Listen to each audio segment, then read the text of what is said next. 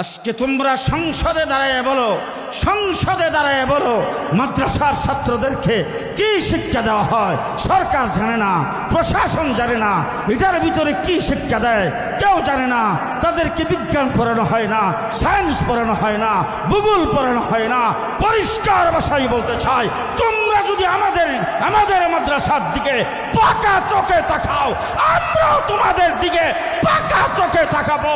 আমরাও দেখবো কোরআন শিক্ষা দাও কিনা, নামাজ শিক্ষা দাও কিনা। আমার মুসলমানের সন্তান নামাজ শিক্ষা করবে না তা হতে পারে না। আমার মুসলমানের সরকার জানাজা শিক্ষা করবে না তা হতে পারে না। আমার মুসলমানের সন্তান ঈদের নামাজ শিক্ষা করবে না তা হতে পারে না। আমার মুসলমানের সন্তান হালাল হারাম শিক্ষা করবে না তা হতে পারে। ঠিক না ঠিক? আজকে যদি হালাল হারাম জানা থাকতো, পাক না পাক যদি জানা থাকতো, বেগম পাড়াই বাড়ি হতো না। আজকে যদি হালাল হারাম জানা থাকতো, দেশের টাকা পয়সা বিদেশে চালানো হতো না। আজকে হালাল হারাম যদি জানা থাকতো, দেশের টাকা পয়সা আত্মসাৎ হতো না, সুইস ব্যাংকে অ্যাকাউন্ট হতো না। আজকে যদি হালাল হারাম জানা থাকতো, আল্লাহর ভয় যদি প্রত্যেকটা মানুষের ভিতরে ঢুকায় দেওয়া হতো, তাইলে রডের বদৌলতে উন্নয়নে বাস দেওয়া হতো না। ও আমার ভাইরা, প্রত্যেকে মুসলমান থাকতে চাই। দুই সবক মনে থাকবে তো। এক নম্বর, নিজেরা মুসলমান থাকতে চাই, সন্তানাদিদেরকে মুসলমান বানাইতে চাই। রাজি আছেন? রাজি আছেন? দেখি কেডা কেডা রাজি। আল্লাহ কবুল মঞ্জুর করুক। সকলে বলেন আমিন। আর আজরে বলেন আমিন। আর আজরে বলেন আমিন। এই জন্য স্কুলে পড়ে না, শেষ কথা। আমার সন্তান কিন্তু স্কুলে পড়ে না, আমার নাতি নাত করে স্কুলে পড়ে না, সব মাদ্রাসায়। কারণ আমি কাঠমোল্লা, তারাও কাঠমোল্লা।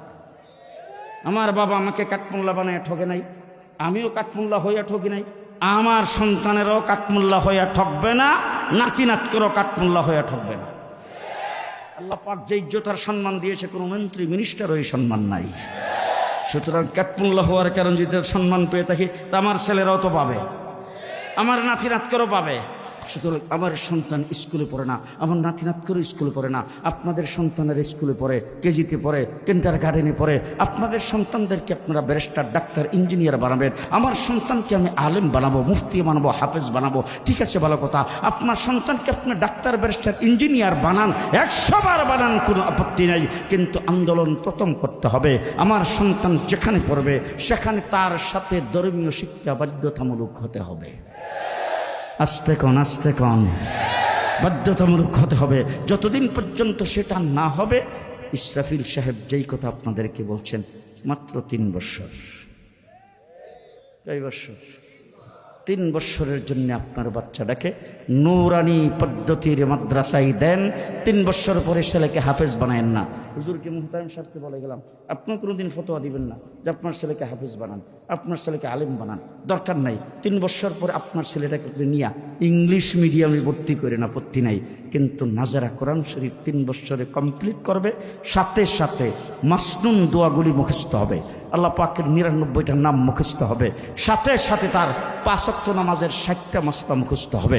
রুকু সেজদা সই হবে, উজু সই হবে, গোসল সই হবে, পাক না পাক শিখবে, হাতে পায়ের নখ কাটা শিখবে, মাথার চুল কাটা শিখবে, মাথার থেকে পায়ের পাতা পর্যন্ত সুন্নাত শিখবে, চলাফেরার মধ্যে সুন্নাত শিখবে। সবকিছু শিখে 3 বছর পরে স্কুলে ভর্তি করায়। আল্লাহ তৌফিক দান করুক।